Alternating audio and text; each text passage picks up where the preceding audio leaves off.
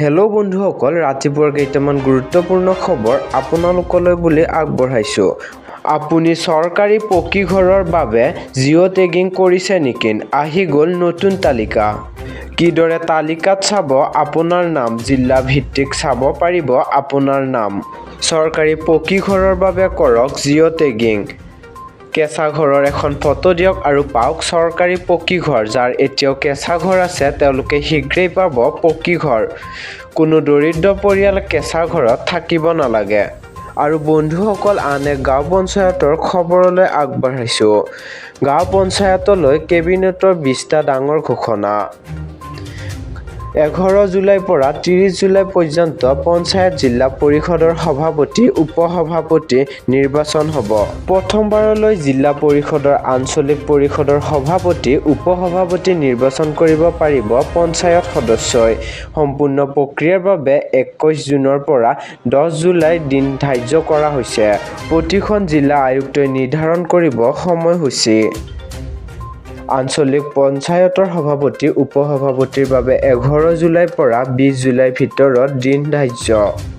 জিলা উপায়ুক্তই নিৰ্ধাৰণ কৰাৰ সময়তহে শপত গ্ৰহণ প্ৰক্ৰিয়া শেষ কৰিব পাৰিব। আৰু 1 আগষ্টৰ পৰা নৱনিযুক্ত সদস্যসকলে নিজৰ কাম সম্পাদন কৰিব পাৰিব। 20 জুনৰ পৰা 10 জুলাইৰ ভিতৰত পঞ্চায়ত প্ৰাৰ্থীৰ শপত গ্ৰহণ অনুষ্ঠান। 21 জুনৰ পৰা 10 জুলাইৰ ভিতৰত গঠন হ'ব 2192খন গাঁৱৰ গাঁও পঞ্চায়ত। 11 জুলাইৰ পৰা 20 জুলাইৰ ভিতৰত গঠন হ'ব 181খন আঞ্চলিক পঞ্চায়ত। 21 জুলাইৰ পৰা 30 জুলাইৰ ভিতৰত গঠন হ'ব 27খন জিলা পৰিষদ। আৰু কেবিনেট বৈঠকত গ্ৰহণ কৰে এই ডাঙৰ সিদ্ধান্তসমূহ। আন এক মুছলমান লোকসকলৰ বাবে ভাল খবৰ আহিছে। কোটি কোটি মুছলমান লোকসকলৰ বাবে মুখ্যমন্ত্ৰীৰ ডাঙৰ ঘোষণা। প্ৰথমবাৰলৈ মুছলমানক প্ৰদান জাতিৰ পৰিচয় পত্ৰ। ৰাজ্যৰ মুছলমানসকলৰ বাবে ভাল খবৰ দিলে মুখ্যমন্ত্ৰীগৰাকীয়ে।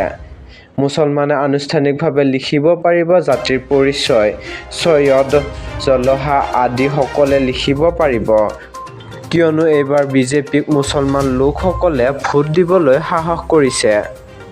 আৰু বন্ধুসকল, আন এক আন্তঃৰাষ্ট্ৰীয় খবৰলৈ আগবাঢ়িছোঁ। ভাৰত-পাকিস্তানৰ উত্তেজনাৰ প্ৰশমন। জম্মু-কাশ্মীৰত ঘৰমুৱা হৈছে স্থানীয় লোক। ভাৰতৰ জম্মু-কাশ্মীৰত পৰিস্থিতি লাহে লাহে উন্নত হৈছে আৰু ইয়াৰ পৰিপ্ৰেক্ষিতত সীমান্তৱৰ্তী অঞ্চলসমূহ, বিদ্যালয়সমূহ খোলাৰ নিৰ্দেশনাও জাৰি কৰা হৈছে। আৰু বন্ধুসকল, পৰৱৰ্তী এটা ডাঙৰ খবৰলৈ আগবাঢ়িছোঁ। আপোনাৰ হাতত যদি ৰেচন কাৰ্ড আছে তেনেহ'লে আপোনাৰ বাবে ভাল খবৰ। জুন মাহৰ প্ৰতিজন ৰেচন কাৰ্ডৰ হিতাধিকাৰীয়ে লাভ কৰিব 15 কেজিকৈ চাউল। ৰাজ্যৰ লাখ লাখ ৰেচন কাৰ্ডৰ হিতাধিকাৰীৰ বাবে ডাঙৰ খবৰ। একেলগে প্ৰদান কৰা হ'ব 3 মাহৰ ৰেচনৰ চাউল। জুন, জুলাই, আগষ্ট মাহৰ চাউল একেলগে প্ৰদান কৰিব ৰাজ্য চৰকাৰে। জুন মাহতে অনাগত 3 মাহৰ চাউল লাভ কৰিব জনতাই। যুদ্ধৰ বাবে প্ৰয়োজন হ'ব ৰেল আৰু ট্ৰাক। সেয়েহে ট্ৰাক আৰু ৰেলেৰে অসমলৈ চাউল কঢ়িয়াই থাকিলে আৰ্মি মুভমেণ্টত যতি পৰিব।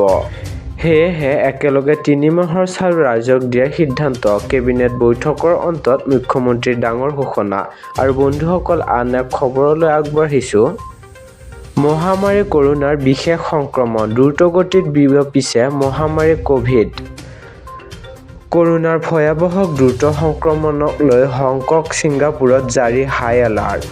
মাস্ক পৰিধান কৰা বাধ্যতামূলক কৰি দিয়া হৈছে।